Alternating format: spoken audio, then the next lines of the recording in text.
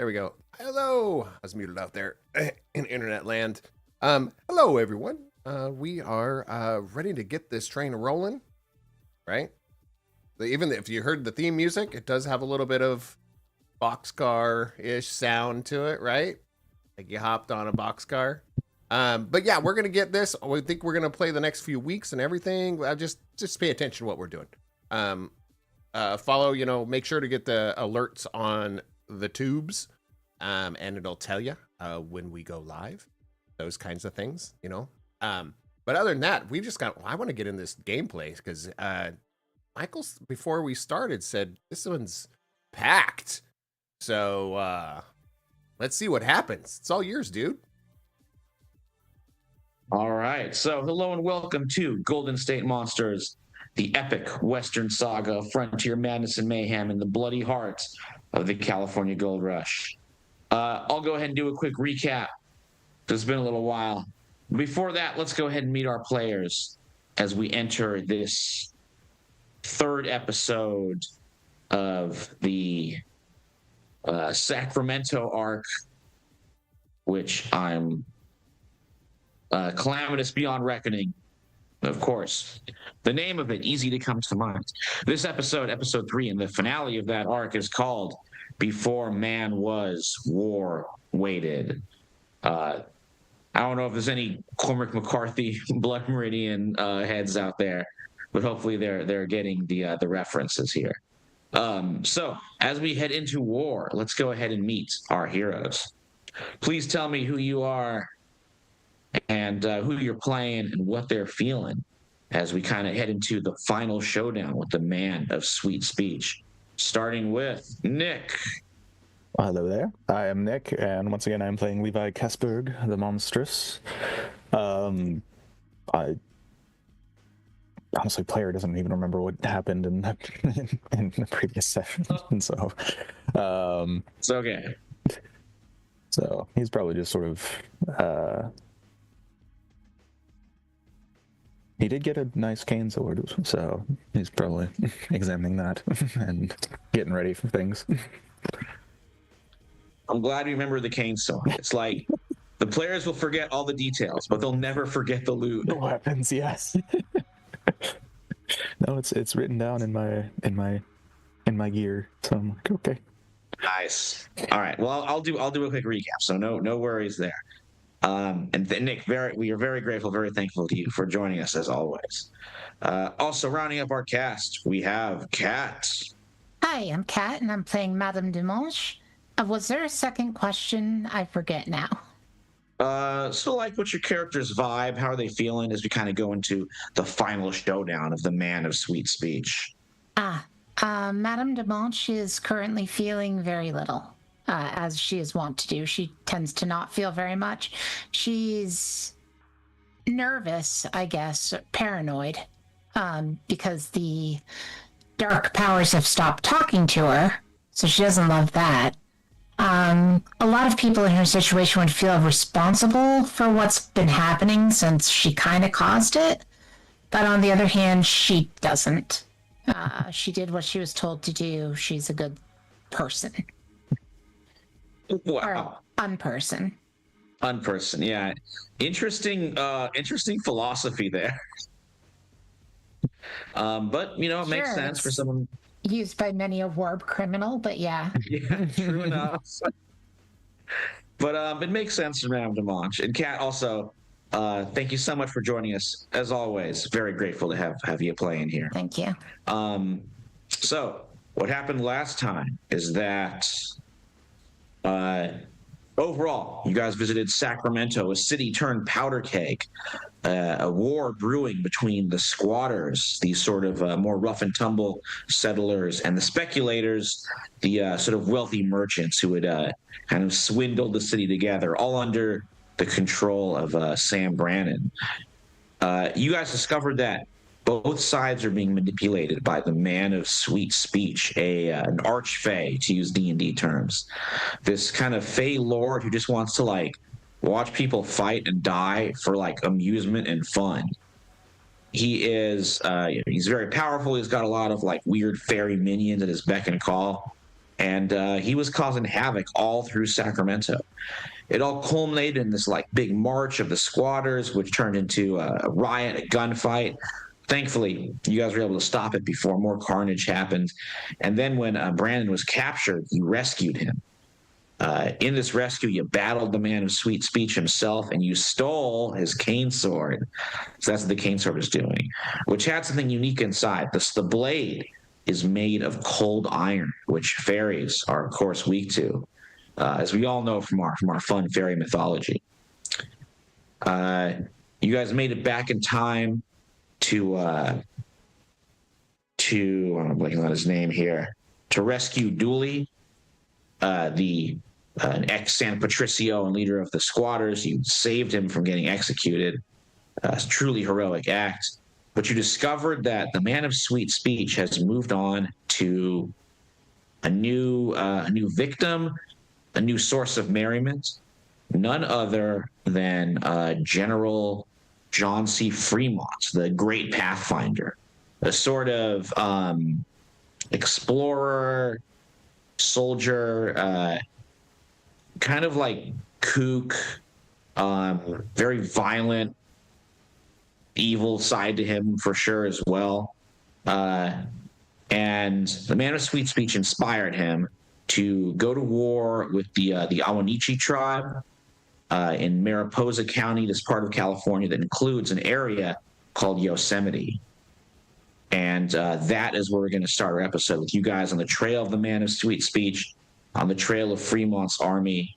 And you arrive in Yosemite as this battle with the indigenous people there. The Mariposa War is coming to a close.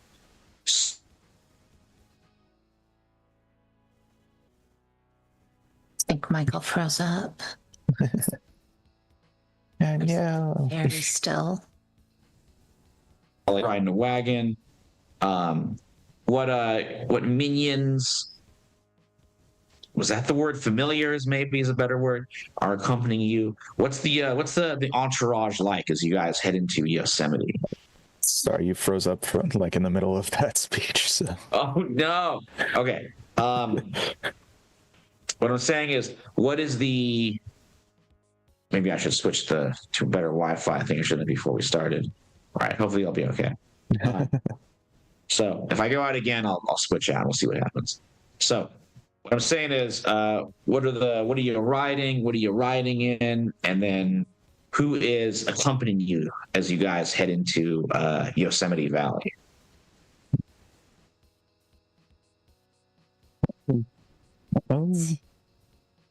My character is currently riding her white horse, Lemore. And let's see. She's accompanied by her three subordinates is what they're called in the game, by the way, which is Roberto, the zombie, Minui, the imp that looks like a cat, and Lorna, the ghost that looks like a bear. All right. Three cool creatures. Yep. Are they on foot, or is like Roberto like riding the bear? Roberto has an Appaloosa that he's riding, so the bear is just kind of freeform, although I kind of like the idea of the cat riding on the bear now. Yep. That's pretty cool. Mm-hmm. All right, Kesberg, are you mounted, or are you going on foot?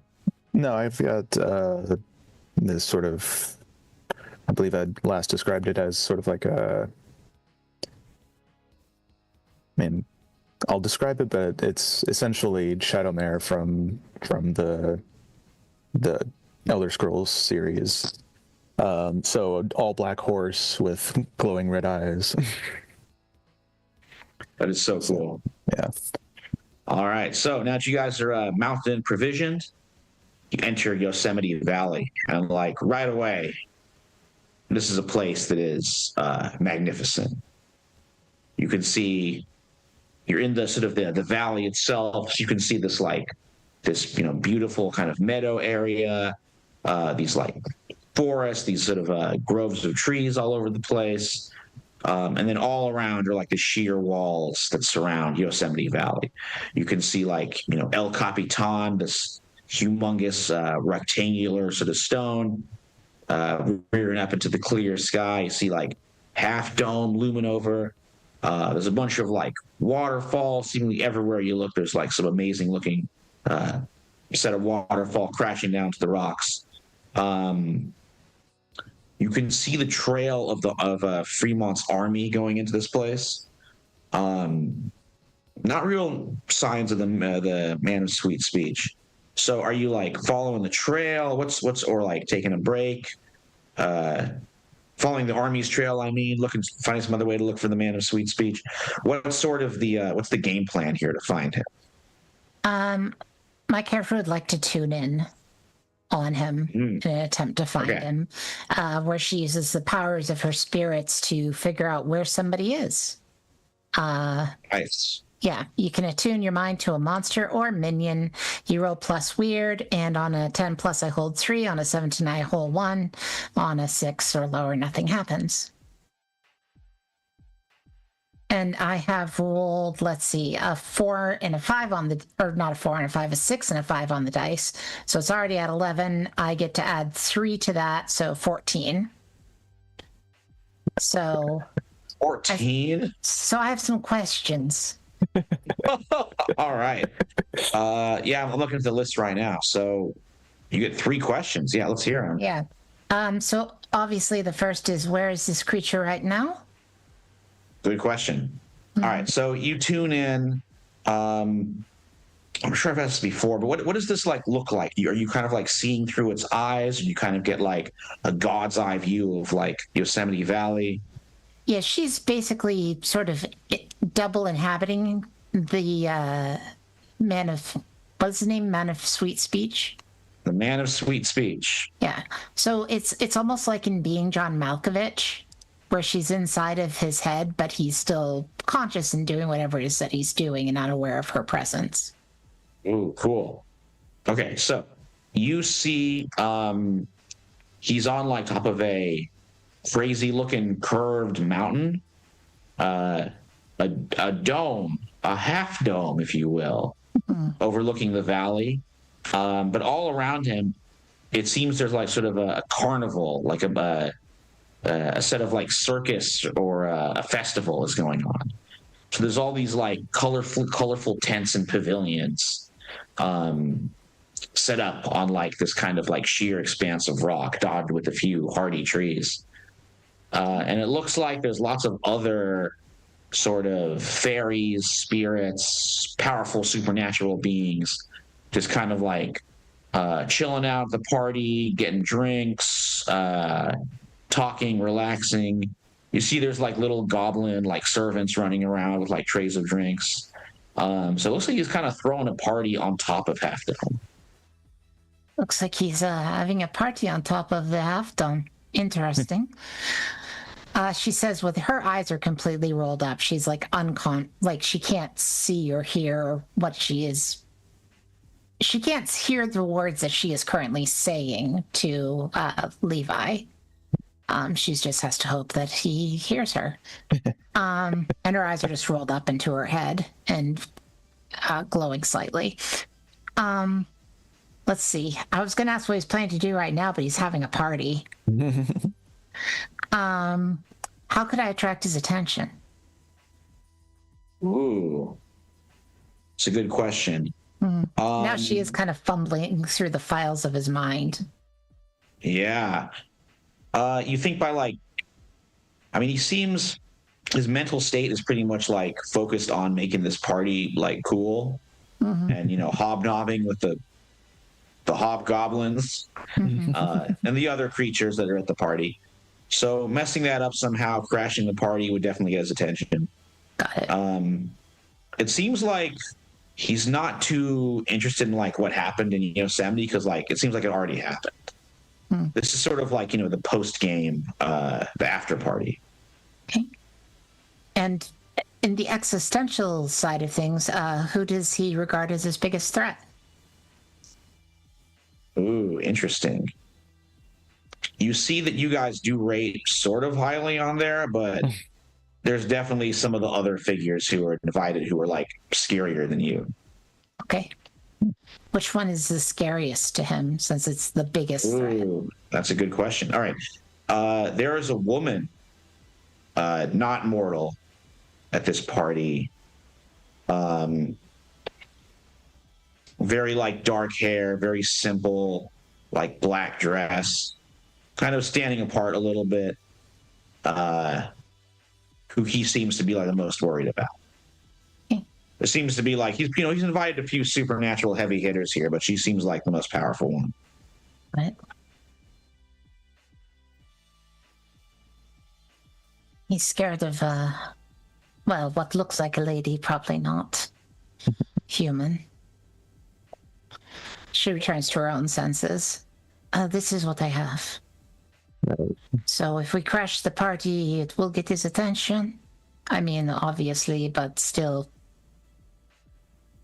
Maybe we can sweet talk this lady. I mean, Perhaps. I'm not much of a talker myself, but Oh, I feel as though you mean by us sweet talking that it means I will sweet talk her. I mean, you're so good at it. Yeah, I can be.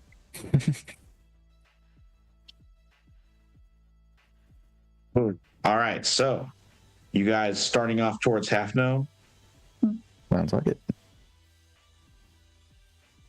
By the way, my level up was to mark some basic moves as advanced. Obviously, Whoa, one of wow, them. we're at that level. Cool, Yeah. cool. So one of them was use magic. Nice. I'm gonna put a little A next Ooh, to it. all right, making stuff permanent. There's all kinds of cool stuff you can do with the advanced. Yeah. Nice, And very nice. I think that's probably going to be my next level up. yeah. And the other one I think is going to be to manipulate someone. Very nice. Which means if I roll over a 12, now they become my ally. Ooh. Whoa. It's All right. unlikely I'm going to roll over a 12 on manipulate someone, since my charm is +2, not +3, but we'll see. Better than mine. There's going to be a point in the very near future where her charm is +3. We will see. Unless she Okay, so permanently dies. whoa, yeah, that's the retire, I guess, or Mhm. we'll see if we get there. But yeah, some cool kind of long-term plans. Yeah. So, you guys sort of like keep on going through. I almost said the park. It's not a park yet. Through Yosemite Valley. Kind of changed to a sad subject, very sad subject. You guys do come across, looks like the remains of a battle, but it wasn't really a battle. It was more of like a massacre, a looting, a destruction of like an indigenous village. So you see sort of like the remnants of the wooden structures where like the Awanichi tribe had made their village here, and it looks like pretty much destroyed. It looks like most of them were able to escape, but there was like just some like wanton slaughter of these like innocent people going on here. It definitely looks like Fremont's army just like fell on them, and they had, cannons and rifles. The Awanichi were totally outgunned, and a lot of them were able to like, fight and kind of do a rear guard and escape, but it looks like many of them were killed. You do see a familiar figure, Queen Mary, who is a Modoc trader from up north, who you guys met in the previous arc when you were like exploring the snow. She was sort of like a trader who came down from like the kind of border of the Oregon territory, where she was like, tied into the Modoc tribe, the Modoc people over there. And right now she is like, trying to get like bandages and helping the survivors. And she like just, kind of looks over and watches as you guys ride up.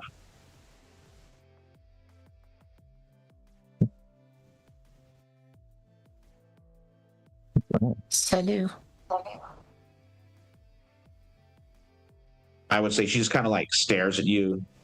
Definitely looking like suspicious and a little like upset. Her like she's like pulling back her cloak, revealing, a big pistol, big knife on her belt. not quite going for him, but she looks worried that you guys are here to, hurt the survivors. I understand your concern about people of European descent. I assure you that we had nothing to do with this. She gives you a glare, and she's like, does your friend feel the same way? I ain't here to do no harm. Well, you're not wearing oh, sorry, go ahead. At least not to you. And yours. There is a person that we're here to harm very much, but number one, not really a person, and number two, also European. So. She's like, was he the one who did this? Was he a member of the California militia?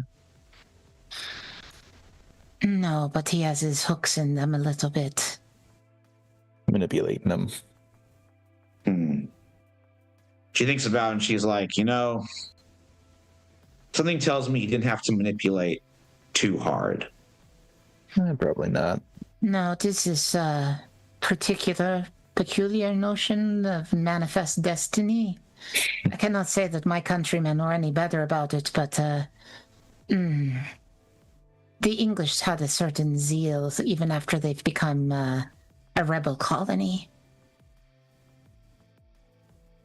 She says, I would say so. I think you can see the results of that zeal all over the place. They're going to say... Oh, sorry, go ahead. I am sorry to see what has happened here, though. She, just kind of stares in the distance a bit. She's like, they're going to say the land is haunted. But there's, a curse put over Yosemite by the survivors. I think people should know that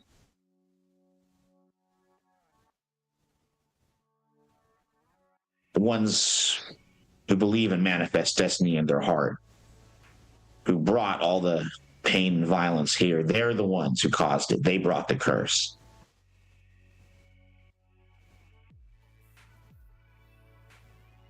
I don't think that will show up in any of their legends or stories, though.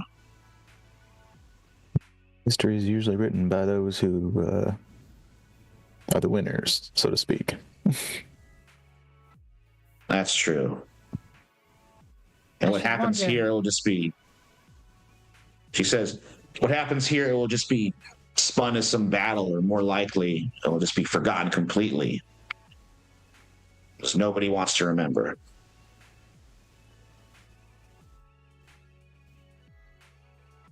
The unjust eventually come to their own violent ends, but it does not really help those who died. So perhaps, or maybe he's going to end up as the president. She's like, look, I'm become president.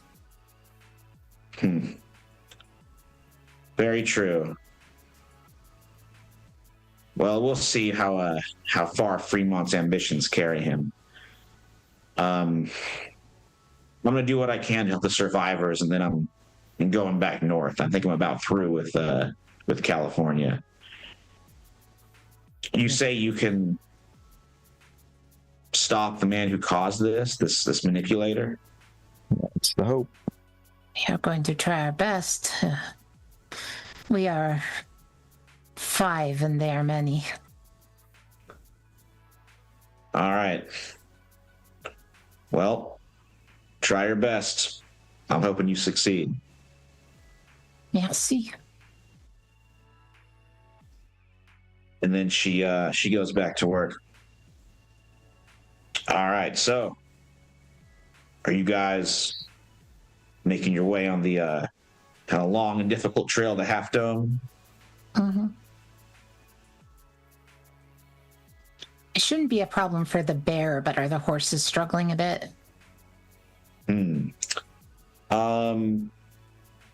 I would say, yeah, the first part, the mist trail, which is like kind of like some sort of some winding slopes, and there's a bunch of waterfalls kind of covering everything in mist. Going's pretty tricky for like the horses.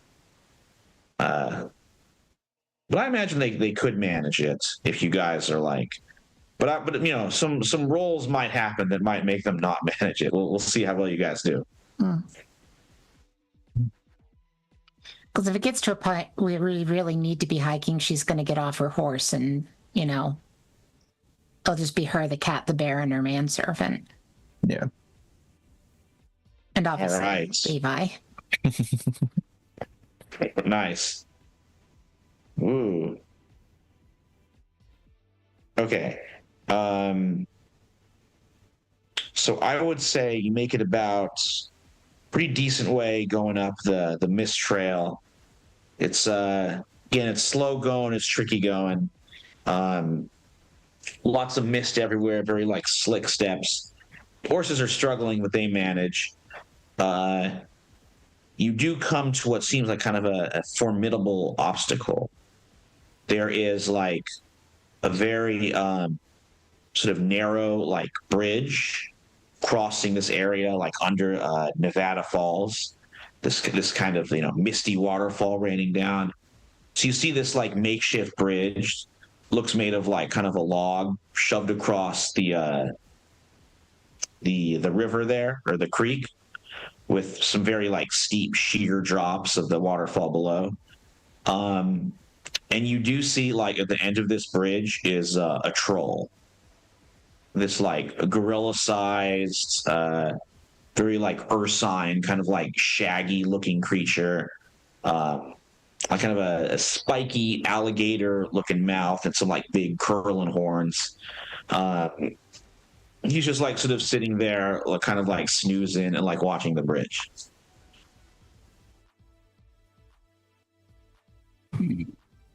This makes things complicated. Well, Yeah, so far you're a little bit further back, you're covered by the mist. How are you going to approach this troll?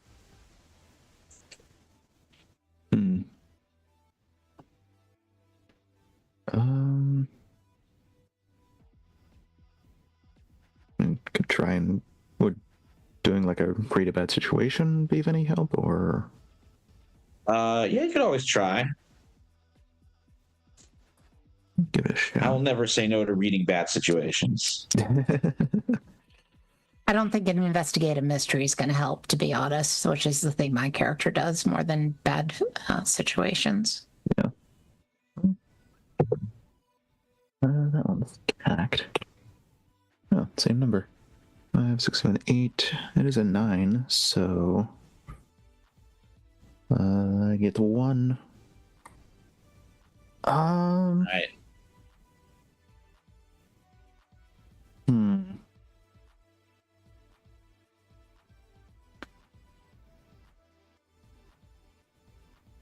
Maybe this will be useful. Are there any dangers we haven't noticed? Ooh. I would say, the troll's the big danger. I'll give you this. There is an ally you haven't noticed. There are some friends nearby who are kind of like hidden in the underbrush that might be able to assist you. Okay. Well, it seems we might have. You catch a glimpse out of the corner of your eye. Okay. Well, it seems we might have some help after all. Oh, Over there in the brush. right. She's going to look to where she's been directed. All right. As you guys take a look, you see like a trio of some other little creatures you've seen before. They got like 2 pairs of legs, big round heads, big like kind of almost cartoony eyes, and they kind of go like do do do do do do instead of hop out of the underbrush to come over and greet you. It is the ivory perambulators. These like totally white, sort of ghostly wandering creatures that call California home, that are like the magical sort of spirit guardians of California. And of course, they're in Yosemite.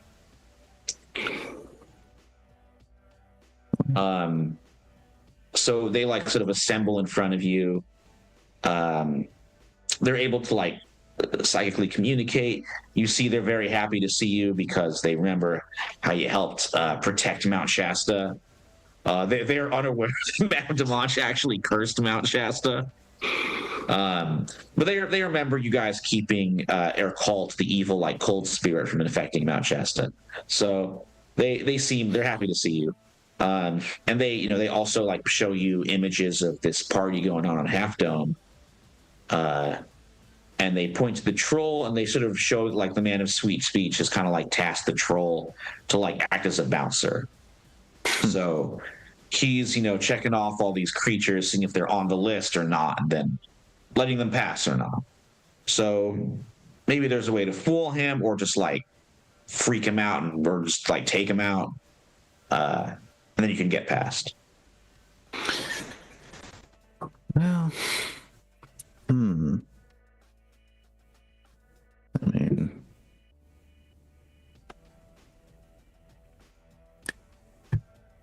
we can try and manipulate him. I mean, Could certainly try. If I do not succeed, Ithelia will probably throw me off the bridge. that's fair. I mean, other than that, I mean, could cause a scene and take him out, but Let me try something. Sure. This is a male. I did totally freeze there for like a while, but I'm glad I'm back. So I guess it looks like you guys, it was like perfect timing. Yeah. Does this seem like it's a male troll? Yeah, I think so. She's I'm going not to sure how attempt- you would tell. Okay, I'll just say he's got a masculine vibe to him. Okay. I'm going to attempt to summon a female troll. Oh wow. Okay. Yeah, I'm going to do the old Bugs Bunny routine. Oh man, a female troll's gonna be like, yoo-hoo. All right, Yeah, let's do it. exactly. All right, I've got a 5 and a 4 on the die, and then I get to add a 3 to that, so that makes a 12, I believe, unless I can't math. 9 and 3 is 12. yeah. Last I checked. That means that I since this was use magic, on a 12, you will offer an additional benefit Whoa. beyond All right, that so you're she's doing summoned a the- lady troll. Oh man, what's additional benefit? What if like the trolls fall in love, and then because you're the one who introduced them, like they give you like their offspring? Sure. You become like the troll godmother. Sure. I'll be there. The family friends. Okay. Mhm. What's that? Yeah, they don't need to give me their baby, but like, Yeah, you're the friend of the family all of a sudden. yeah. All right, so are you just like making this female troll appear out of whole cloth, or like summoning one that already exists? She's trying to make it appear out of whole cloth, but not like in the mist in front of the troll, but to like make it so it's coming out of the woods, Okay, so this female troll comes out of the woods. I'm doing What's a Smurfette. Trollette. Yeah, comes out of the woods, kind of like makes some like some come hither eyes at the male troll, who does a double take and is like, oh, and then she nods and beckons him closer. I'm thinking these trolls are more communicates with gestures more than words. Sure. And he just like shrugs and goes like right off of the law and goes over to the female troll. Are you like making yourself notice, or just like hiding completely so the female troll can lead the male troll away? I feel like we probably want to hide so that the biology takes its course, as it were. Yes. Okay, you guys hide. The trolls walk past you. They go into the woods, just getting down, making sweet troll love to each other. It's amazing. You see No, The ivory describe it. perambulators. The ivory perambulators like stare at this and like their eyes go like huge. And they like sort of bounce and walk over to you guys. So yeah, the way is clear. Après vous, Monsieur Kestberg. You are quite powerful indeed, miss. I have my days.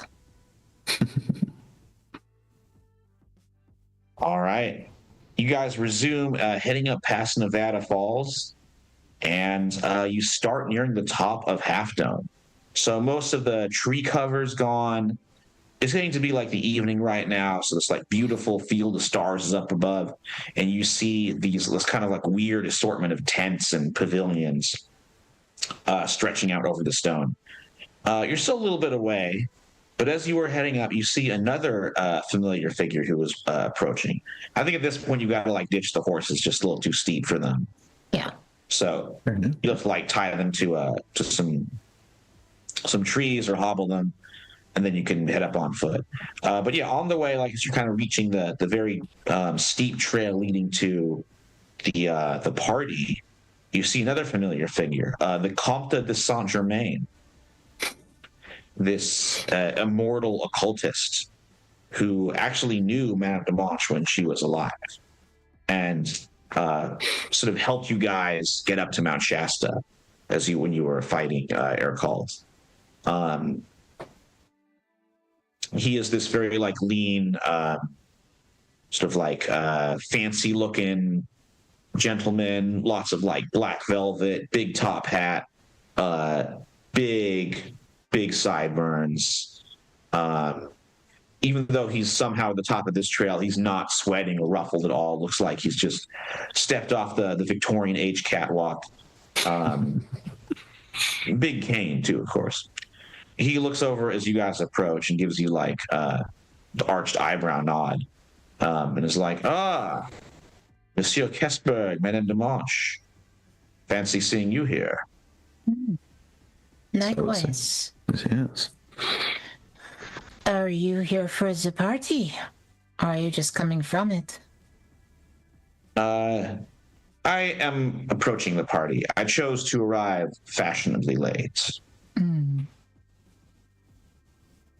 We are fashionably late yet unfashionably uninvited.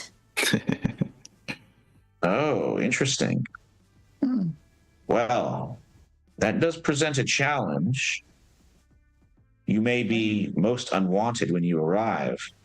Pray tell, how do you imagine you'll gain entry to the party? Well, I doubt I can keep making horny females.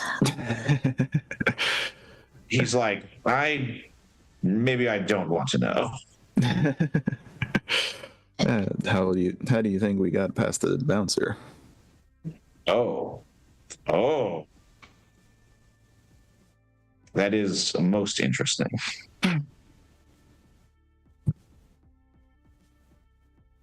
Well, there are a few ways. Perhaps you could come as my entourage, so that might lead to some awkward questions. You could try sneaking in amongst the tents. The waitstaff appear to be mostly goblins, but perhaps you could find some way to slip upon their ranks. Or you could simply try sneaking your way in across the rocks. There's plenty of shadows. Not normally one for sneaking, but Tell me if you're familiar with this. There's a woman at the party with black hair, wearing a simple black dress. Was she pretty, Michael, or what else can I describe her besides black hair, black dress?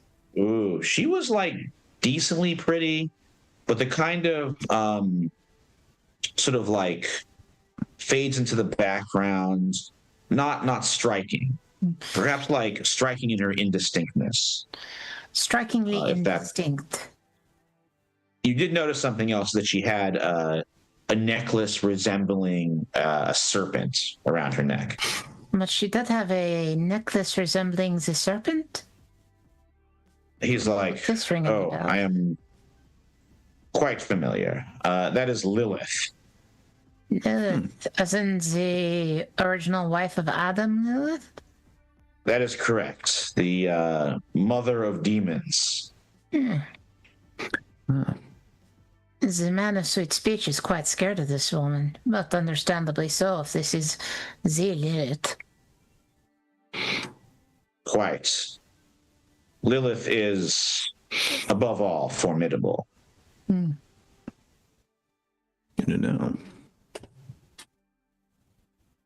I, myself, would not wish to approach her, but you might be made of sterner stuff than I. I have my dealings with demons, certainly.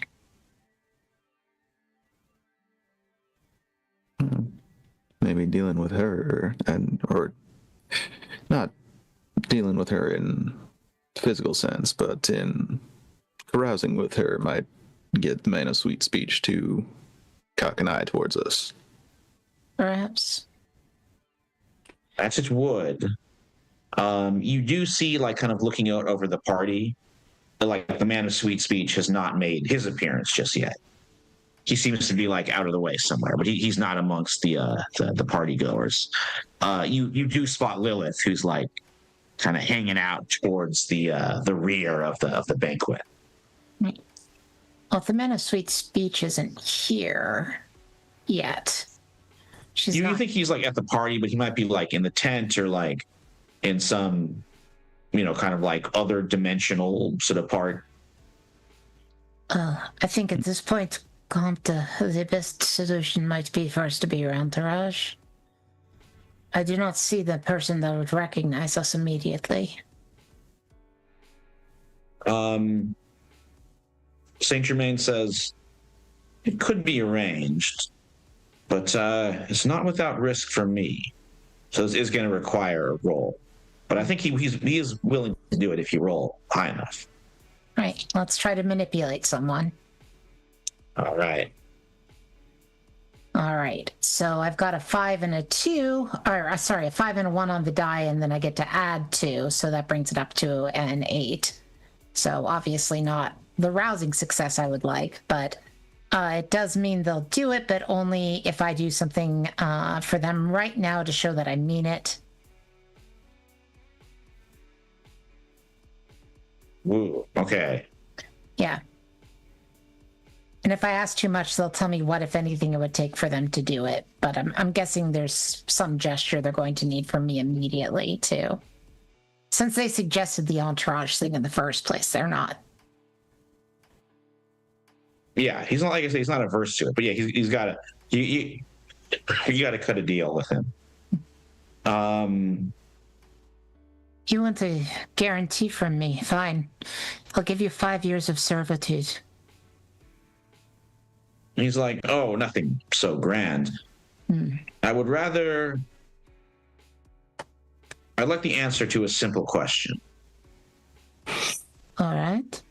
Did you, while you were on Mount Shasta, did you allow the dark powers to gain entry, to gain a foothold into this place? I did. Oh. That does explain things and rather answers my suspicions. You have to understand I was under orders. Ones that I cannot violate without a very painful ending to my life. He's like, well, I suppose that's understandable. But I guess you can see the results all around you. They are not what one would consider to be good results, no. What's more, the powers have stopped speaking to me. He thinks about that for a little bit, and he's like, it could be a sign, I suppose. I suppose it means they are busy with other things. Yes. Or also that they've gotten what they want out of you. Perhaps. There's that possibility as well. At some point, they'll want something new. One state isn't going to make them happy. Well, I think considering what they've made you do, you have to ask yourself, what will make you happy, and what are you prepared to live with, so to speak? The only emotion that I necessarily feel is fear. I don't feel love, happiness, anything such as this would require a soul, which I do not have. But fear of my unmaking, that I have. Very much. He says, for what I've seen of you, Madame Demont, you are quite capable. I wonder if those other things, love, happiness, if maybe you fear those more than you fear anything else. Perhaps. But I only had one great love of my life, and he is very long dead. Well, that is the curse of us with unnaturally long lives. I'm sorry, you find me in a philosophical mood. Shall we? When he gestures to the party. Onward. Onward. She's gonna linger back to Levi for just a second. Mm-hmm. I could see her look of disapproval. It's makes our job a little tougher, and I understand your reasoning.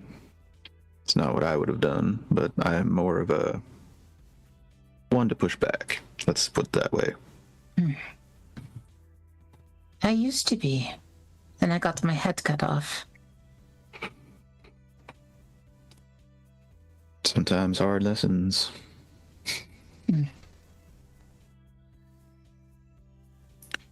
But not much can be done about it now. No.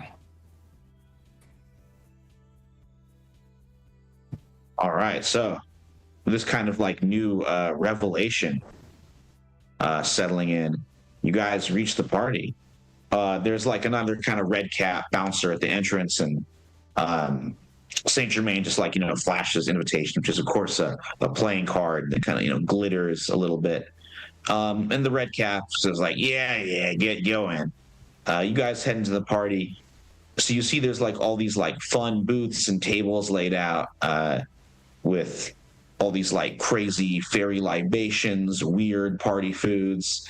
There's a band of maybe some enchanted musicians who were turned into instruments that just have to play forever. So there's some fiddles that just will never stop with screaming faces on the I don't know the pieces of a fiddle. The little top part looks like a head. Fiddlehead? Yeah. What's that? Fiddlehead. One more time? It's the head of the fiddle. It's literally called the fiddlehead. It's called the head? Oh, okay. Wow. All right, I do know about fiddles. All right, so the fiddleheads have little faces in them that are as they're playing themselves. And yeah, it's looks like a good time. Looks like they had fun watching the horrific war down there on the valley floor, and are just sort of partying it up. Kesper, Mm-hmm. you see another terrible familiar figure who was amongst everyone enjoying a good time. You see the spirit, the ghostly cannibalistic form of Boone Hell. Who's hanging out here. He's looking very much worse. Looks like he was able to rip himself out of this the magical prison he was put in. He's not in a quite corporeal anymore. So he's just this kind of hovering ghost. It looks all kind of shattered and just shimmering in the cool mountain air. So far, he does not notice you, but he certainly will unless you do something. Or maybe you do want to be noticed by him. I think at this point he's just sort of smirks at seeing what he's become. But I think for the time being, he's not going to do anything. He's just going to sort of keep his distance, I think. So, as to, he doesn't want to cause a scene just yet. Okay. So you're kind of letting him go, avoiding causing a scene. All right. Madame Demanche, you definitely spot Lilith. I think she spots you as well. Do you guys want to? It's going to open up to you guys. Do you want to, like, you could talk to Lilith, you could mess with Moonhelm if you want to, see what if some of the other guests of the party are. You can, like, just get crazy on, like, fairy booze and wild out. I think that's what Minhui definitely wants to do. Certainly, Minhui. Try and find the man's sweet speech too. Oh, sorry, Amanda Demanche, go ahead. Certainly, Minhui, if you wish to partake in the libations, you may. Minhui's like, oh, yes, please. And just, like, runs over to the table, pops up and, like, grabs a humongous martini glass full of, like, fairy wine, just starts, like, going hard and guzzling it down. I'm sure that they're not the only animal drinking alcohol at this particular party. Oh, definitely not.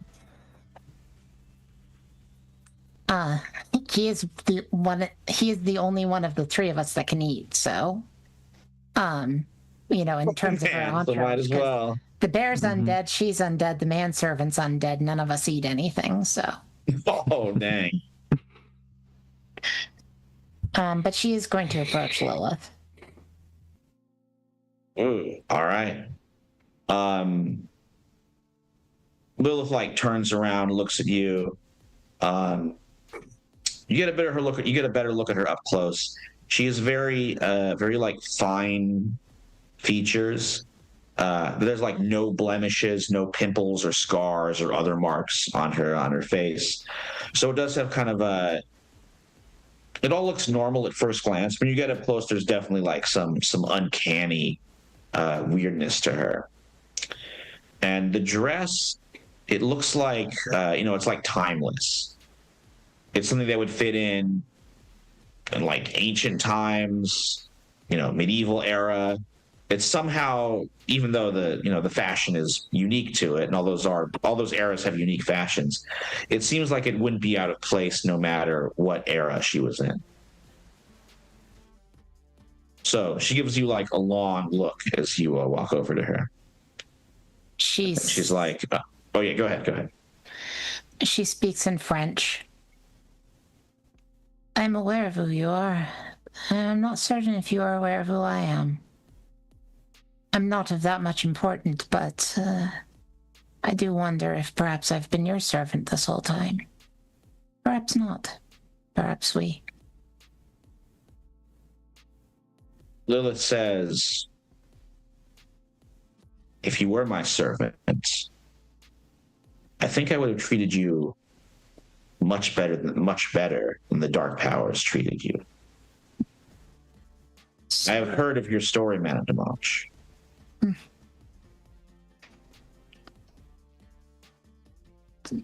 Perhaps you think ill of me than everybody else seems to. She says, no, not at all. I do not think ill of you. In fact, I look upon you with sympathy.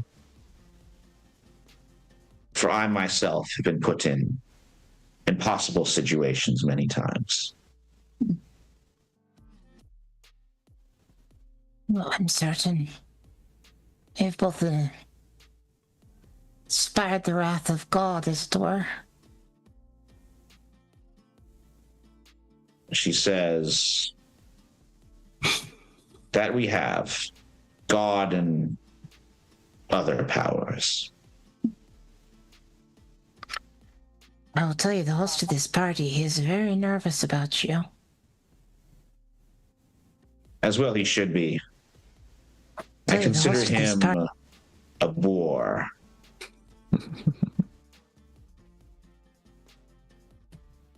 Indeed. I plan to behave a bit boorishly today myself, though, as that I intend to kill the host of this party. She says, that is something I would like to see. Can I at least have your guarantee you will not get in my way? Not at all. In fact, your presence here makes me consider something, an offer. I've heard about how the dark powers manipulated you, controlled you, conspired to rob you of happiness and any chance of life, and then left you to take the blame. As I said, I sympathize. So let me ask you a question. If it was possible for you to leave the service of the dark powers and enter my service, would you? In an heartbeat, yes. I would. Lilith's like, that pleases me. I will advocate on your behalf. My heart does What's not that? beat. Unfortunately, my heart does not beat. Just keep that in mind. But still, in somebody else's heartbeat, perhaps. Well said. Do not fill your hearts, whether it beats or not, with hope. I will intercede with the dark powers on your behalf. They owe me favors. However, they see in you a very powerful force, a powerful servant. You've already done more than they could possibly ask, but they would be loath to release you.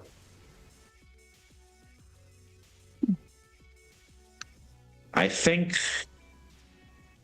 they might require of you one final sacrifice, one final act, and then they will let you go into my service. Would that be acceptable? If it is an act that I can accomplish, then I will. Very good. I will talk to them. In the meantime, I will watch you destroy the man of sweet speech. Consider it a way to prove yourself before me.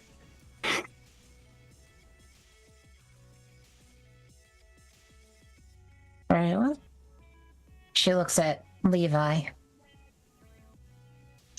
We have a friend, if not an ally.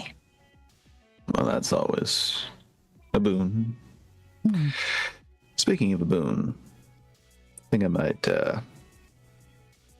do some rousing as he heads towards Boonhelm.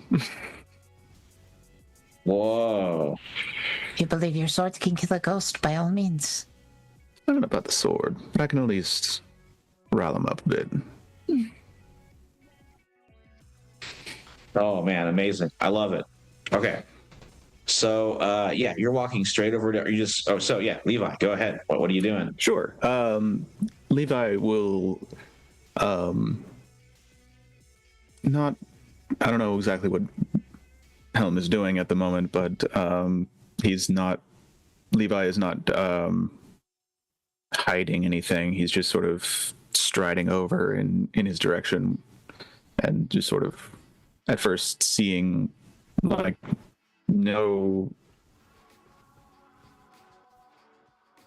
keeping sort of like a poker face at this point. No anger, nothing.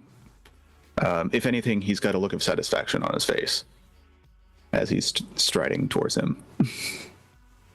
Nice. All right. I think Boone Helm is like let's be honest, he's at the buffet. Mm-hmm. There's probably just like a big, haunch of boar that's like, set on this golden table amongst other like weird, frog legs, partridges, ducks, all kinds of like, sumptuous meats placed over here. And he's just like, he's the guy at the party who hits the charcuterie and just starts like pigging out. And yeah, so he's like, he just looks up at you. There's like grease running down his weird ghostly face. He has like a boar's leg stuck in his mouth. And then he sees you coming out of the crowd, and like his mouth just like falls open and the boar's leg tumbles out. And he straightens up and he's like, Levi Kesper, what the hell are you doing here? I'm just, at the moment, I'm here to party, so to speak. But also, since you're here, I do like to see the fruits of my labor. Whoa, he's taken aback by that for sure. He's like, first of all, you're here to party? I never considered you the party sort, Mr. Kesberg. Maybe before I became what I am now, I was quite the partier, but less so since most tend to steer clear of me and don't tend to invite me to these kinds of things, so I have to crash them if I ever want to. Oh, ho, ho. So you're a party crasher then, is that it? Showed up uninvited? Uninvited, in search for the host. Have dealings with him, if you catch my drift. He's like, maybe I do. You see, man of sweet speech, he whispered a pretty little ditty into my ear. I could work for him, eat as much as I desired, and he would just be entertained by it. He'd keep me around certain mountain peaks in the state, let me loose now and then. It's the best I can do because look at me. And he points to like the boar's haunch on the ground. I'm incorporeal. So I consider gnaw and stuff. Maybe I get a ghost of flavor now and then, but most of the time it just goes right through me. I'm a ghost. And you know what, Mr. Kesberg? I've got you to blame. sure. So you've gone from a man who eats of the long pig to a pig yourself. You always had yourself a damn silver tongue, didn't you, Kesberg? No, not usually, but seems you bring out the silver tongue in me. He gets real upset. He's like, I'm gonna rip that tongue out of your fucking mouth. I'd like to see you try in your incorporeal form. Dang it. All right. So he is going to pick up the boar haunch. I mean, he has like better weapons he could use, but he's just so angry. I think you've really lit his fuse. He grabs the chunk of boar meat and is going to try and like swing it at you and like smash it on your face. All these weird like spirits and fairies and like minor gods are like turning to watch as this chaos unfolds. What do you do as you're about to be hit by the boar haunch?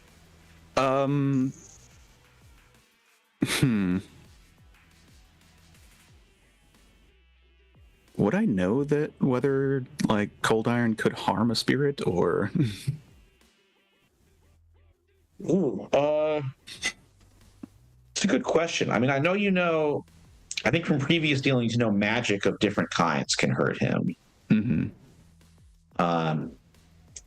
So, and there's some, magic invested in the cold iron. So you might make that connection. Okay. But you also know like your own, or do you? I don't know. Do you have the thing where like your natural weapons are considered magical? I don't think so. Okay. No, I don't think that's a possibility for natural attacks. Right. Okay.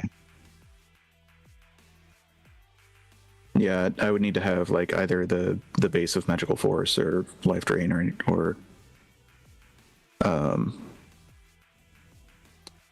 but I think I can try and sort of manipulate the magics around me with. It's not really his usual cup of tea, but he's done it a few times to sort of manipulate himself and sort of change himself. So That's cool. I mean, you don't have to like necessarily do damage to him. You just have to avoid getting hit with a boar's leg. But I like this magic idea too, though. So yeah, let's do it. sure. Well, it's just sort of like to enhance himself to be able to actually touch him. So Ooh, okay, yeah, that's cool. 5 on the dice. Okay, just barely with my weird of 3, so it's an 8. So Ooh. All right, cool. So you're going with the enchant weapon, or what do you think?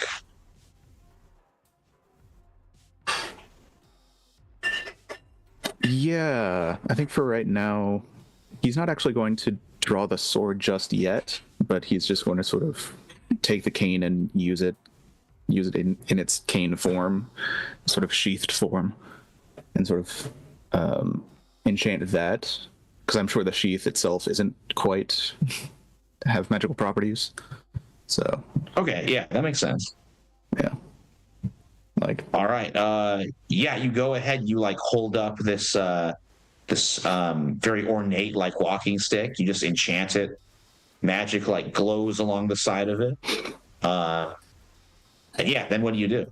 This all happens in a split second, by the way. So yeah, I think in this split second, Levi just literally like with 0 effort just knocks the leg out of Boone's hand. amazing. Yeah, you just like flick it off. It goes flying.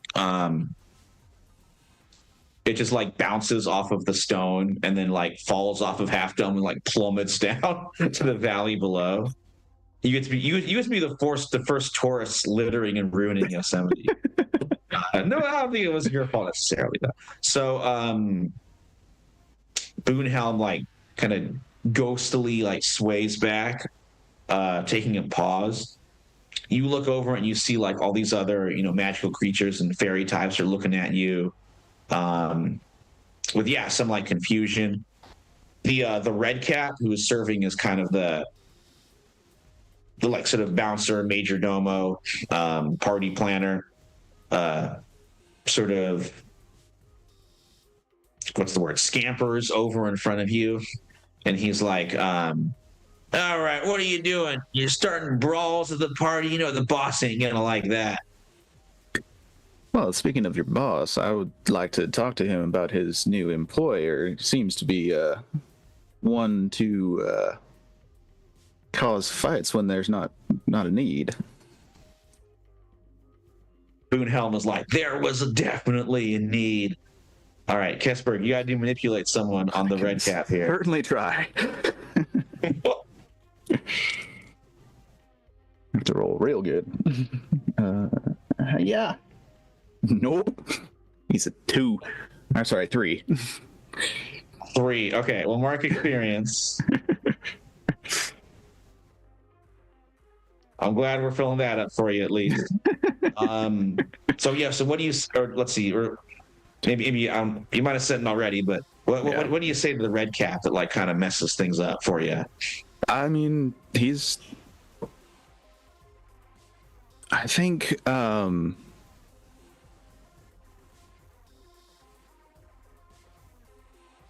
the words that he says are definitely,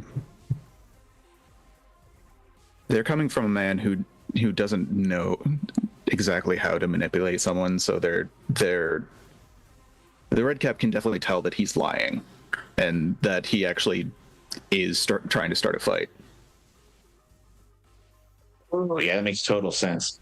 Yeah, the red cat looks at you with his beady, weird, like old man eyes, and like says, "Troublemaker, eh? We got just the thing to do with you." And he takes out his little sword and gives you like a poke, trying to like poke you towards this open area. You see one of the tents like unfurls, like kind of flying away. And there's a bunch of goblins who have a ballista set up. It looks like kind of a fun party ballista. Like it's got all these streamers and like colorful sort of robin's egg blue and like nice pink stripes all over it. It looks like the thing that medieval people would like shoot foxes out of if they when they're doing that really weird, horrible medieval entertainment. Have you ever heard of that? This is a real thing, by the way. But yeah, so it looks like able to do damage and hurt, but also be fun. And these little goblins, who perhaps they would be the ones being shot out of the ballista, are now loading up like a big crossbow and swinging it over to you. I'd like to. A bunch of the other spirits start like, just start kind of getting out of the way, moving into like an audience, and it looks like so it looks like kind of another party event is starting. So, Madam, sorry I cut you off there. That's okay. Does it look like they're going to be trying to shoot Levi with the ballista? Yeah, they're swinging it over to like aim it at him. Great. She's trying to jinx that. Ooh, okay. Let's go ahead and roll for that. All right. This is using magic. Well, it's using weird at any rate. All right. Got a 6 and a 4 on the die, and I get to add 3, so it's a 13. And with that, I get to hold 2. So, number 1, I'm interfering with what they're doing. Cool. Yes, that's the first one. And then number 2, I'm going to say it happens in such a way that it inflicts harm on them, which is to say it snaps and whacks one of them so that they have reservations about using it again. This is on the goblins? Yeah. Nice. What does it look like when you do the jinx, when you jinx this ballista? So it's like the drawstring on the ballista, because I think a ballista still has a drawstring, correct? Yeah. It just snaps like at one of the junctures and just goes whipping back and smacks one of the goblins in the face. No, yeah. Oh, amazing. Yeah, crossbow and ballista, like the ropes that those are on tension, so if they snap, they're gonna cause some serious damage. Yeah. Oh yeah, I think it goes like right to this goblin, just like thwacks him straight in the face and sends him flying off of Half Dome after the boar's leg. Just going like as he flies down. The other goblins freak out a little bit. But at this point, you see all of like these weird fairy spirits start like applauding. They're kind of having a good time. They're enjoying watching this. And while the applause happens, a very like tiny tent that was kind of perched off of the side in the shadows opens. And even though it's like way too small to hold the man of sweet speech, the man of sweet speech comes like outside of it. And he's like, well, it seems as if there's a little more entertainment in store for us. Madame Demange, Mr. Kessberg, I was so hoping you would attend. Well, that was I understand that. Oh, go ahead. I was just like, well, it's news to us. I didn't think we were invited. Oh no. Perhaps you are the guest of honor. I want you to understand that California belongs to me and people like me now. Everyone here, they care about 2 things: gold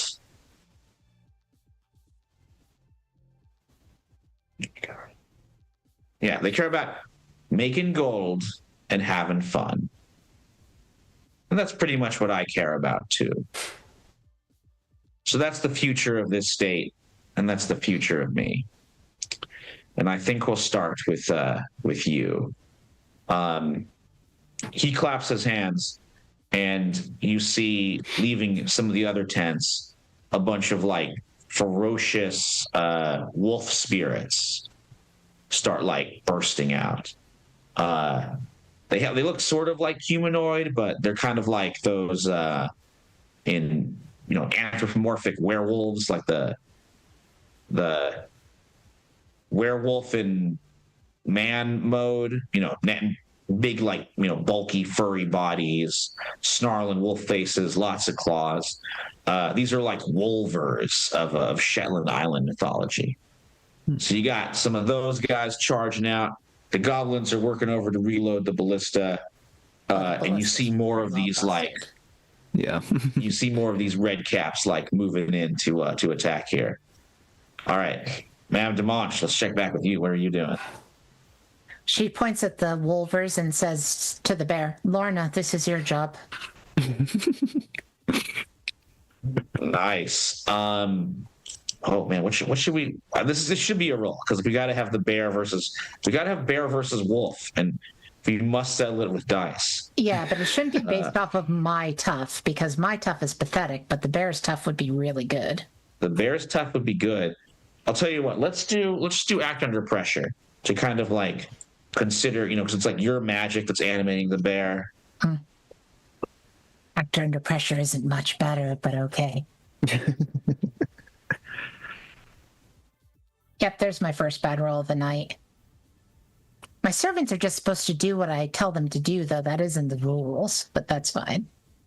I think it does it. It's just like how effective it is at fighting them. Oh, sorry. Go ahead. I did fail, though. By the way, I have one harmed mark off. I think that's probably, however long ago that happened, it's probably fine by now. Oh, yeah. It's like a little harm heals like fast. And you've been on the road for like a couple of days, so. Yeah. Getting to Yosemite. Oh, no, I very much failed on that. I got a 5 altogether. Act under pressure is always a bad one for her. Okay. So it's a mark experience. The bear charges the wolves. I mean, I know the bear is tough. How do you think Lorna kind of like loses this fight? I mean, it's probably just a sheer numbers thing. Yeah, I don't know how many wolvers there are, but more than one bear. Yeah. I mean, there's like a half dozen of these guys. I think the bear like fights, maybe like takes down one of them, but they just like rush past her. They're like, the claws are carving up the bear flesh. Lorna's like roaring, trying to fight back. They just like smash right through her and start heading towards you guys. Demosh goes, "At least she didn't neigh." All right, Levi, what are you doing? Well, he's sort of gonna. Wow, words just failed me. Basically, make his way towards the Man of Sweet Speech through whoever gets in front of him. I think since most of these are not the people that are going after him are of the Fey variety, probably he now takes the sword out of the cane.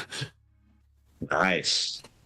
You just squeeze it open, you pull it free, and you see this like shard of cold iron catching the moonlight.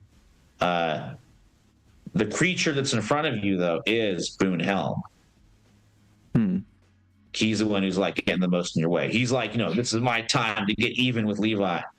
So he like slides in front of you. He draws this ghostly Bowie knife out of his belt. Okay. And it's like, looks like we're settling this the old-fashioned way with knives. Alrighty then. Let's see how I do in this. Oh my gosh. Not well. I rolled a 2 and a 1. Even with my +3 in weird, that's a 6. Oh man. Well, I gotta say, an inauspicious start to the fight. So was that for kick some ass? Yeah. Okay, so go ahead and mark experience, or was it a failure, or was it a? That's a 6. Yeah. Failure. A 6. Yep. Okay.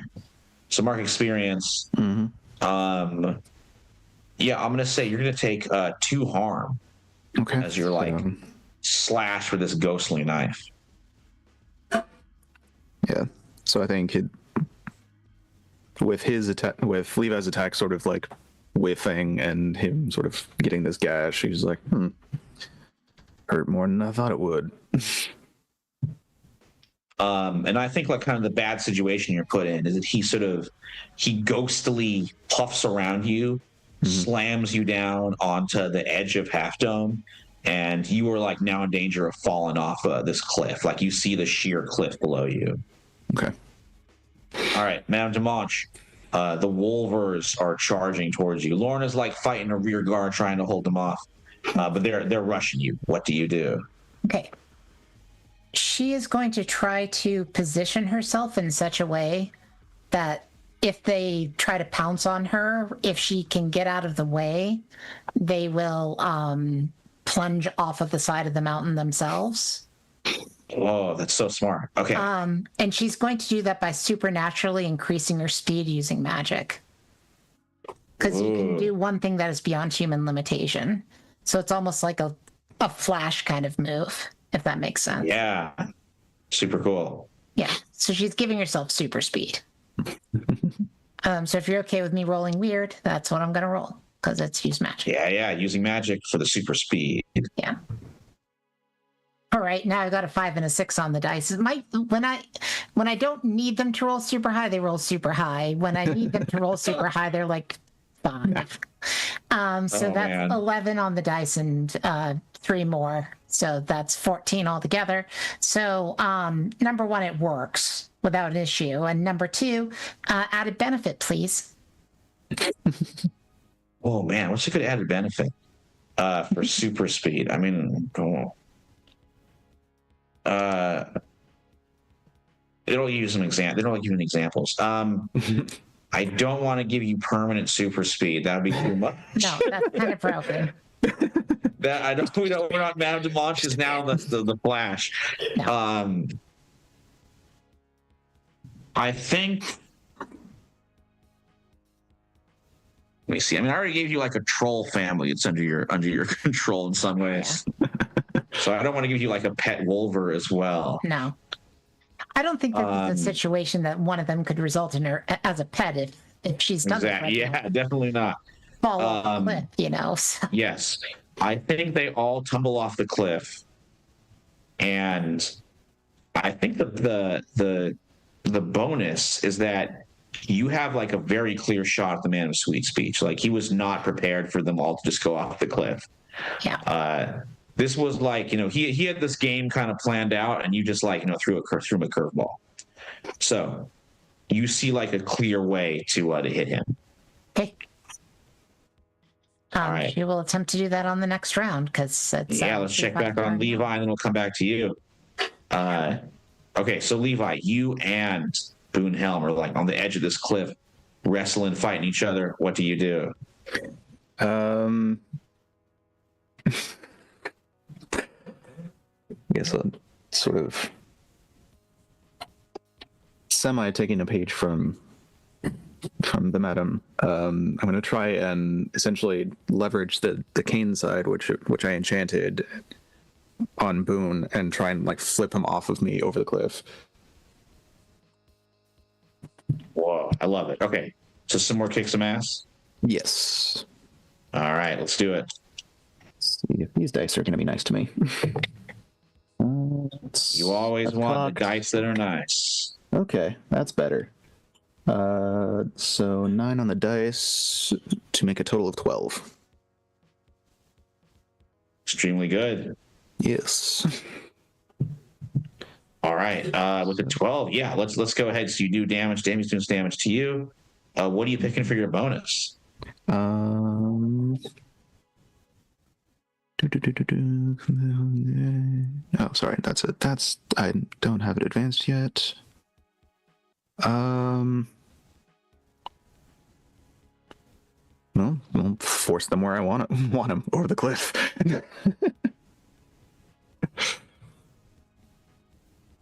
Oh, I mean, yeah, that like sums up that very well.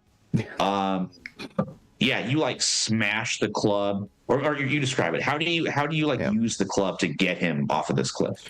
So basically, with like, since Boone is sort of underneath me. I think I sort of. I'm sorry. Boone is on top of me. I think I sort of grab his hand and sort of jam the cane into his gut and sort of use it as leverage to sort of flip him over. Whoa, awesome.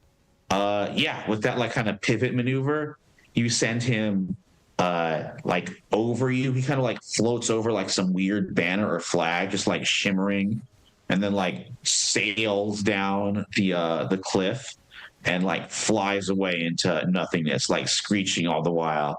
Naturally, Casper.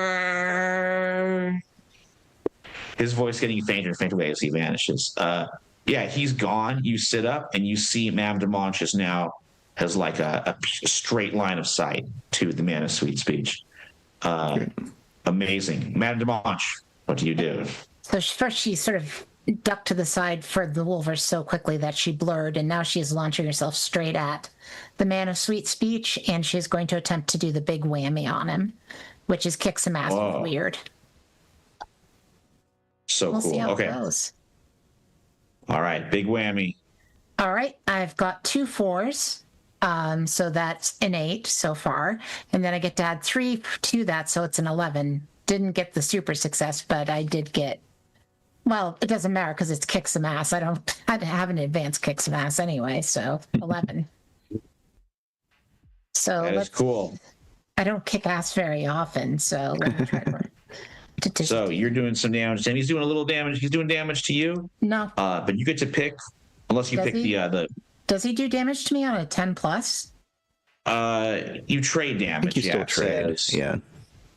That's And on the a 10 7 plus gives you an extra effect. Oh, okay. Yeah. Well, it says you everything is the same as in 7, and you get an extra effect. So you could pick the less harm one though, if you want. Oh, okay. Got it. I could do the less harm one, or I could do terrible harm. I'm already doing plus. I'm doing 2, which ignores armor, and it is magic. Obviously, it's magic. I'm going to inflict terrible harm on him, so do the additional +1. Dang, 3 harm. Okay. What like how physically you mess him up, like with your super speed hands? Sure. I mean, it's like there's this glowing magic that comes off of her hands, and it's almost like a little sort of mini Dragon Ball Z move, I guess. I haven't watched Dragon Ball Z, but just kind of a pushes like this electrical discharge into him of pure magic. And as she does it, she goes, check. As if she's playing chess.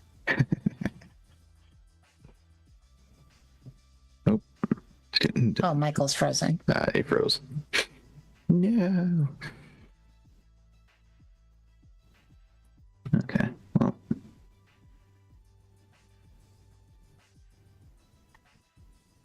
Oh no, I cut out at just the wrong moment. I heard like so. I got the Dragon Ball Z hitting him with pure magic, and then like it was and then it cut off. So She says it was like the worst time. Check like she's playing chess. Oh, beautiful. Yeah, you like just slam this magic enhanced fist into him. You are going to take, I think, 2 harm. All right, I get to reduce 1. Yeah, so just the 1 harm. Yeah. I think like some sort of like enchanted kind of eldritch knife appears in his hand that he manages to like swing up and slice at you. But you like just wail on him with these. He goes flying. His fancy suit starts coming apart. He crashes into one of the banqueting tables.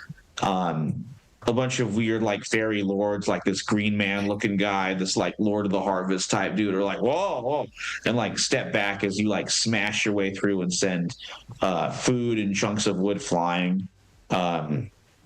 He drops down, and when he like looks up, you can see the illusion on him is starting to fade as he's getting more hurt. So he looks more elfin now. He has like the ears, the more like kind of a thin fairy tale looking pointed nose. And She he's looks looking. Go ahead. Mhm. He's looking like more and more pissed off now. She looks at the place where he managed to like wound her, and there's like dust pouring out of it, and she goes, "Ugh, that's annoying." Oh, so he's picking himself back up, and he is like, "That." He's getting a German accent as he gets more upset. He's like, "That is not how you play the game." Mr. Kesberg, it's your turn. Well, if the way is clear, Levi will rush forward, sword in hand, and sort of try and just sort of jam it into him, into the. Oh, okay. Running for the stab. All right, go for it. Yep.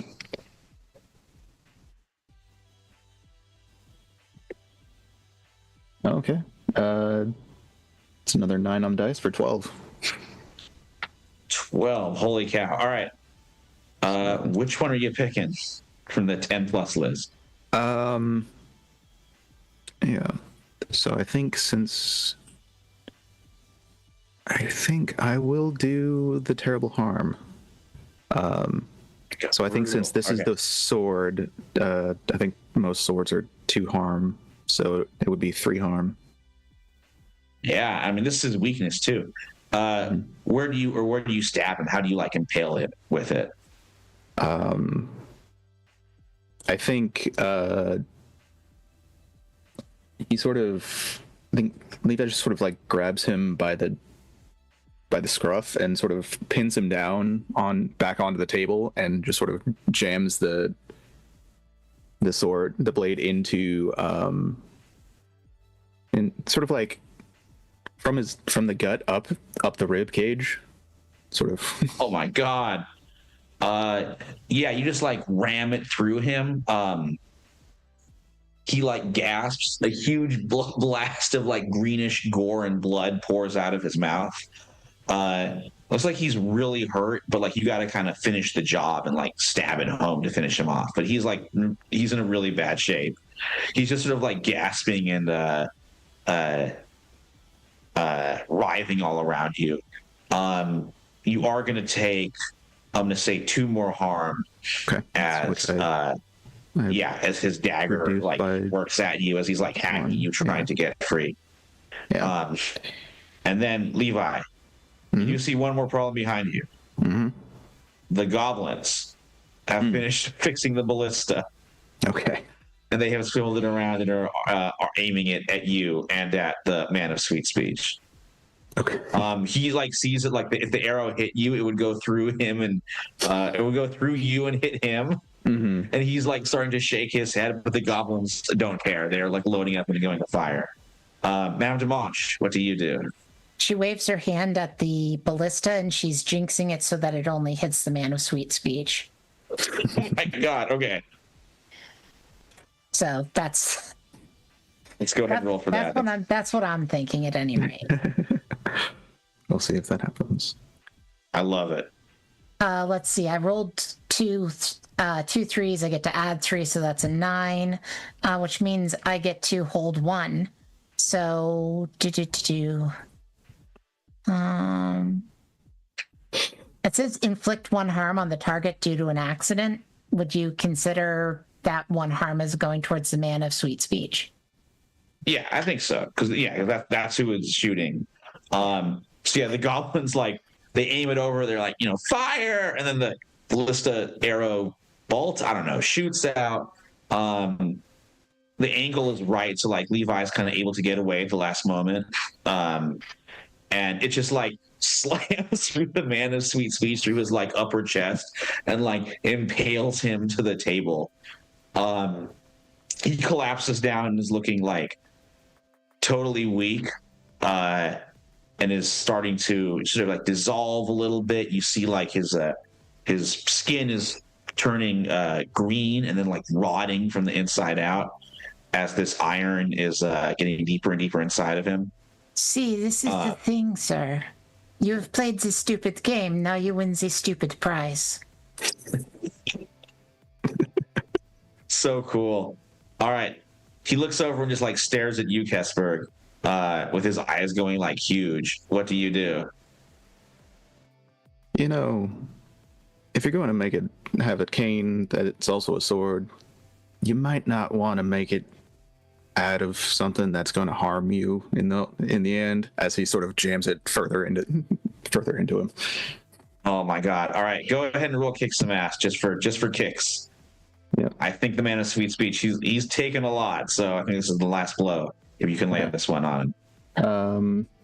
Yeah, 8 on the dice plus 3, 11. Not quite a 12. Okay. How do you end him? Yeah. So I think with that line, he just sort of jams it further in. It actually goes like past the hilt of.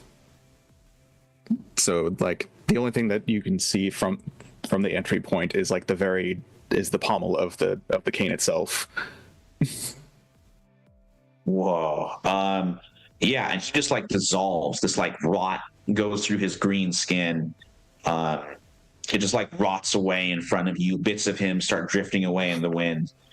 And then he like sort of shrivels up and shrinks. And then before you know it, he is nothing. He's just like this desiccated husk of like branches and twigs and cloth that collapse on the table. Go ahead. I would just say it's like a moment of stunned silence as the other fairies look at like what happened. Madame de Monch grabs a wine glass, because I believe that there are wine glasses, correct? Oh yeah. To our excellent host. Wow. Some of the fairies look shocked. Others are like, pretty cool. You see the green man looking fairy being like, my friends, I think we should tread a little more carefully in California.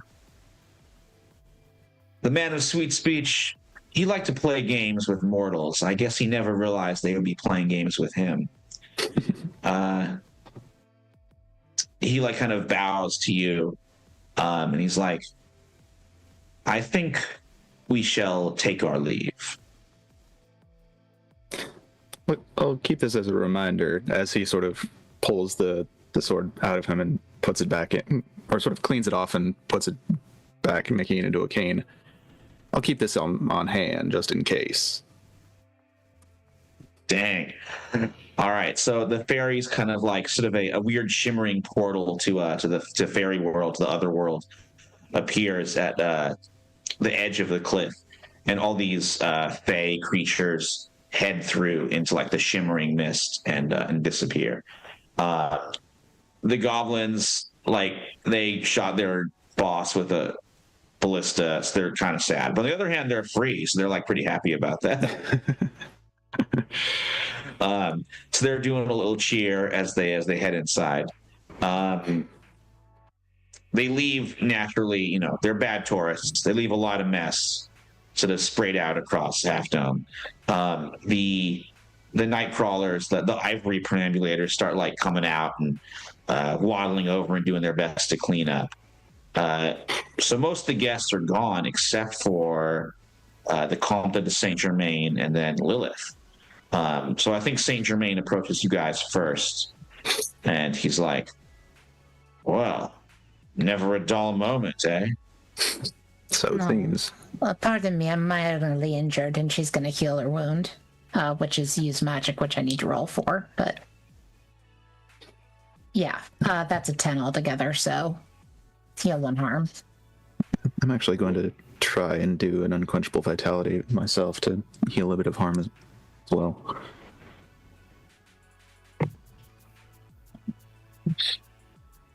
Six. Just barely. Okay. Yeah. Yeah, so I heal 1 harm. Okay, cool. Sorry, that's what's getting all over my dress. He's like, no, I understand the means to, or the need to always look one's best. Tell me, now that this threat is thwarted and California is for the moment safe, or safe as California can be, what are your plans? She looks at Lilith. Hopefully a change in management. Ooh. All right, and Levi, what do you say? Well, I guess I'll try and find some more work.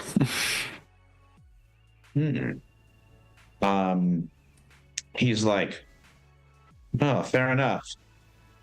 I am going to be, I shall retire to my new home in this state, or a place we hope to make a home.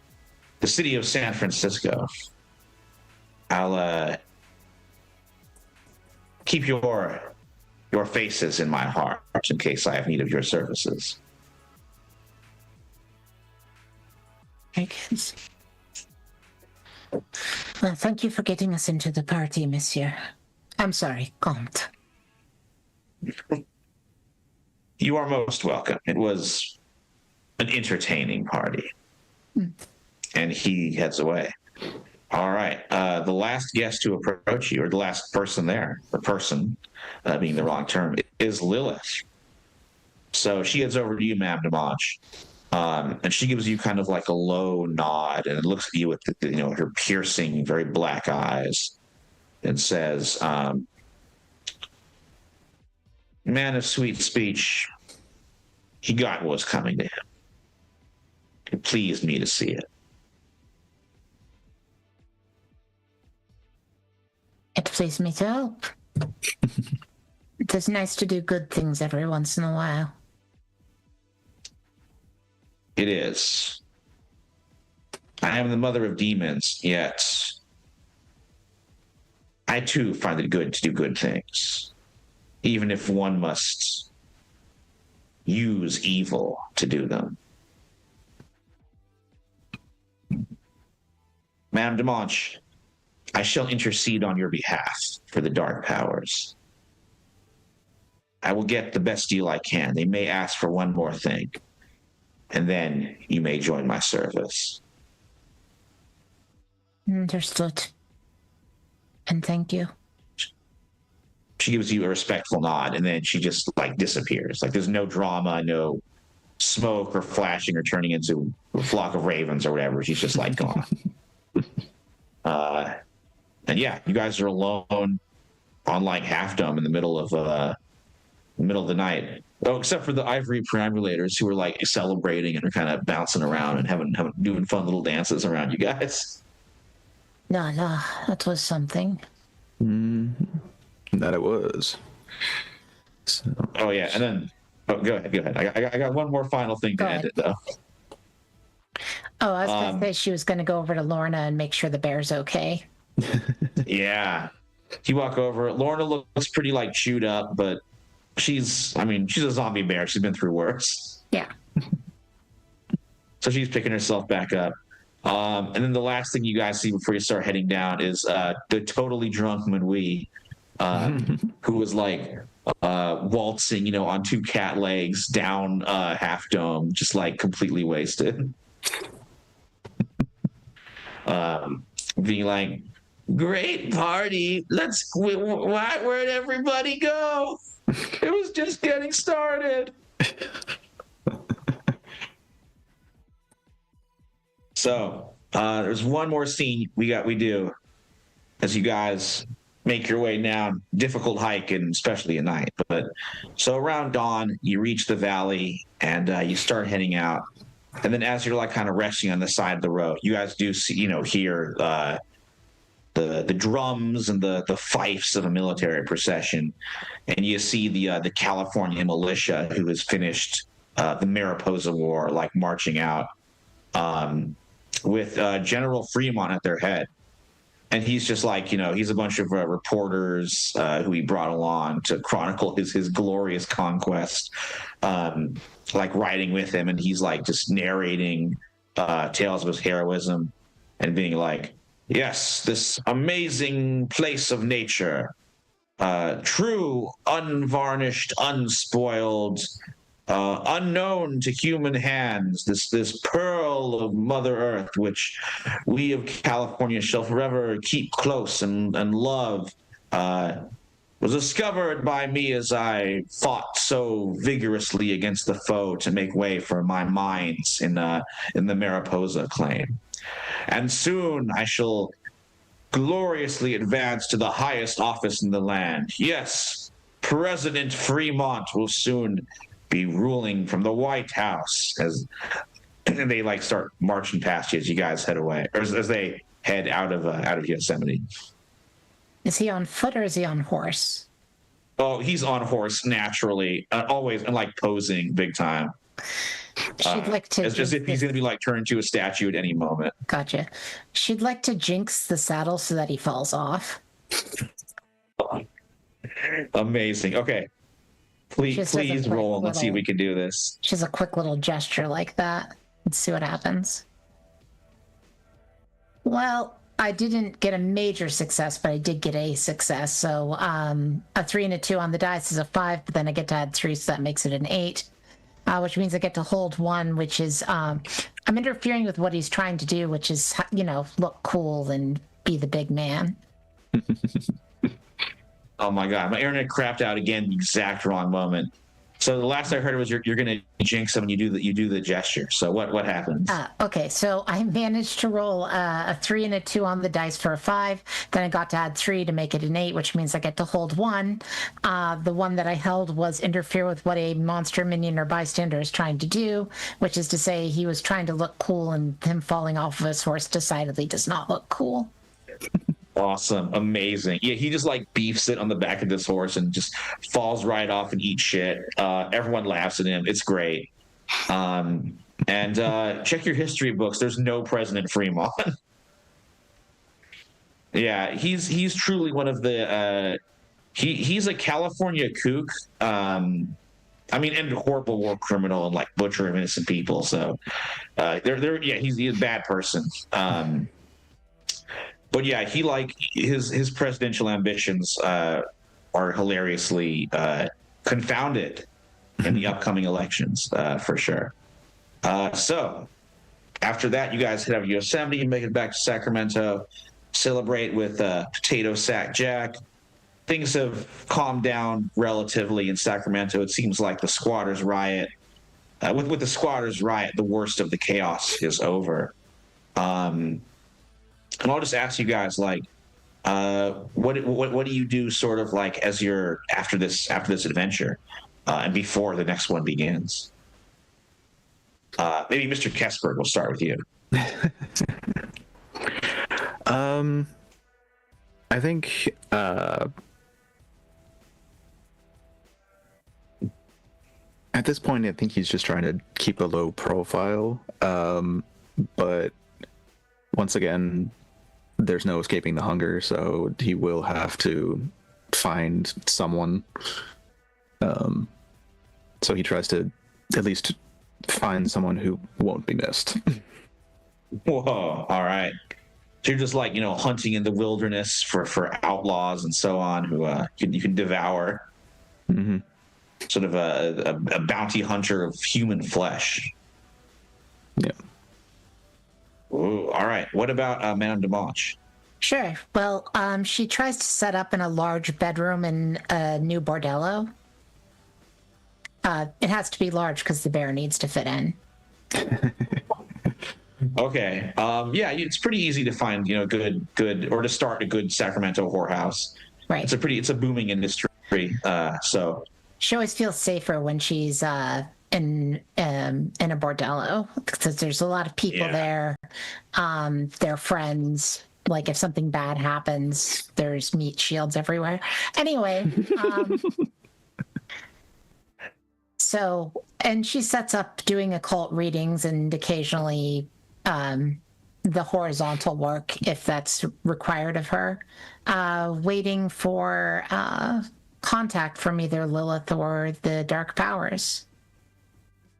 Ooh, all right.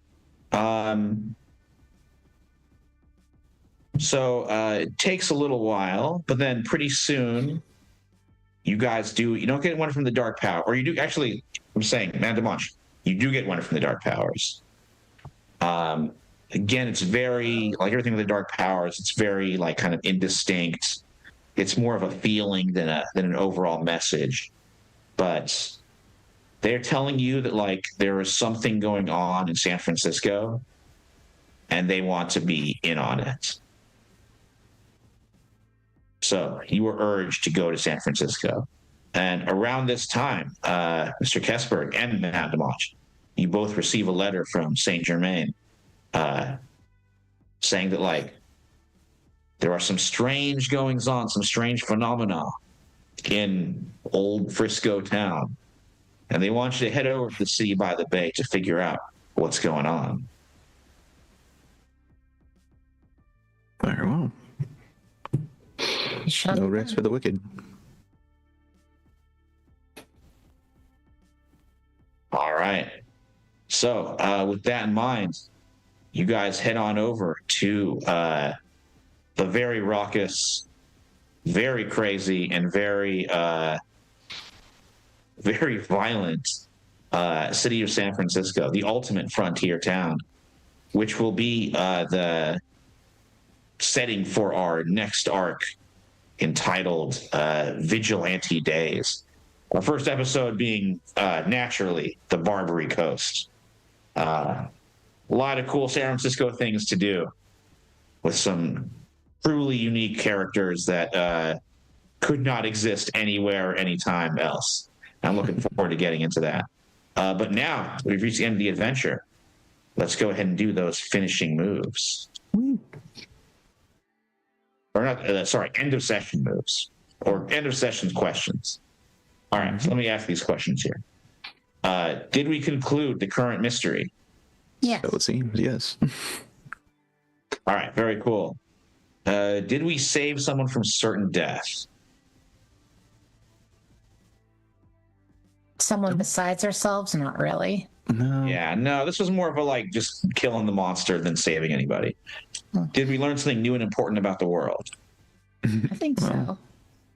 Lilith is quite the powerful being. Yeah, definitely learned about Lilith. I would say that's an important one. So like these new kind of gods that are now hanging out in California. Did we learn something new and important about one of the hunters? Well, Levi learned something important about Madame Demange. I would say so. Now it's kind of all cards on the table. Mm-hmm. We know what Madame Demange did, and sort of know that now she kind of has a chance to make up for it. And that, yeah, so I would say that's 3. Okay, so everybody gets to make mark 2 experiences. And that will push me over the edge to a level. I am 1 away. Alrighty.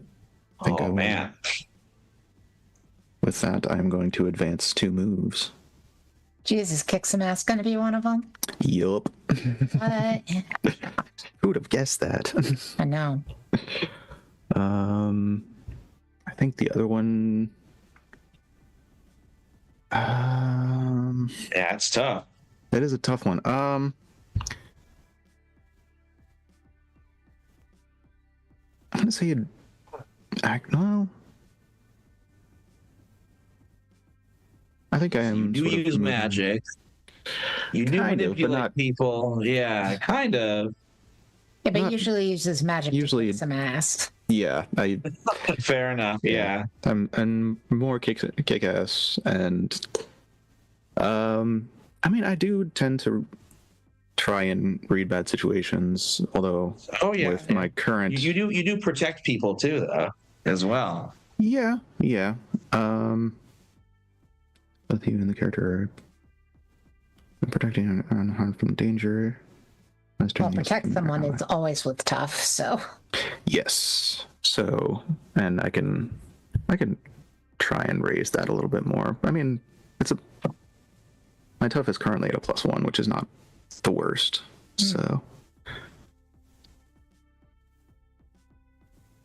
yeah, I'll advance protect someone as well. So, I will mark that.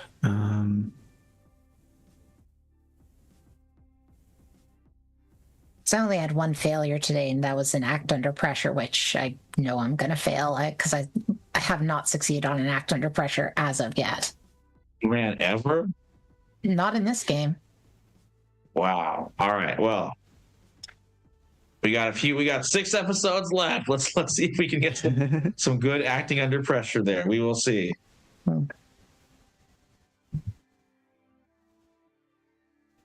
Did you figure it out, Nick?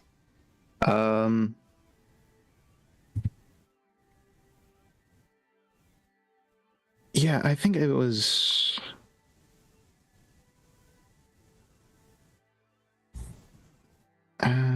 Ask the keeper any question I want about the situation, not just the listed man. ones.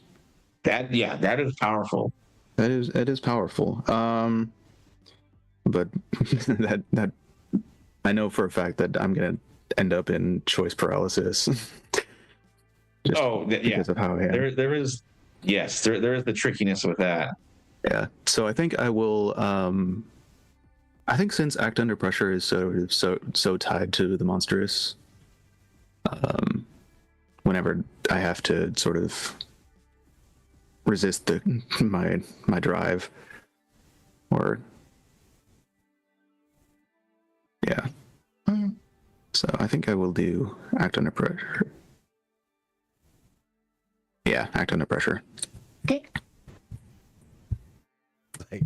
Like being in a room full of all your favorite candies. Like I just. Oh, I know.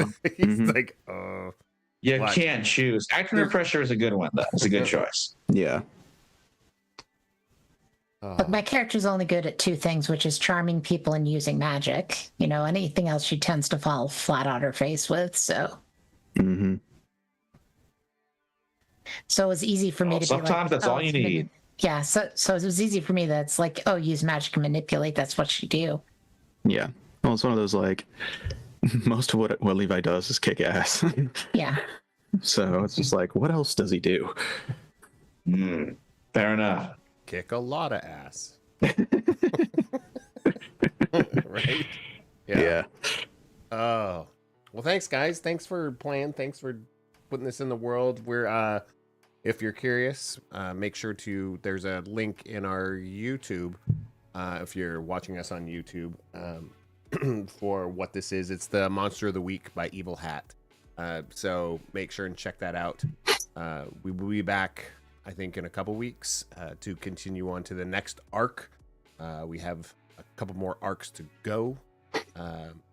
So make sure and join us when you can. Put the little alert on wherever you're at, YouTube or Twitch, whichever one you're watching on, so that you'll know when we go live, so you can catch up on these. But you can also catch up on them in VOD. They're in there. They're on both channels. So until then, just make sure to pull up a chair and make time to tabletop. Tabletop. Join us next time, guys. We'll see you soon.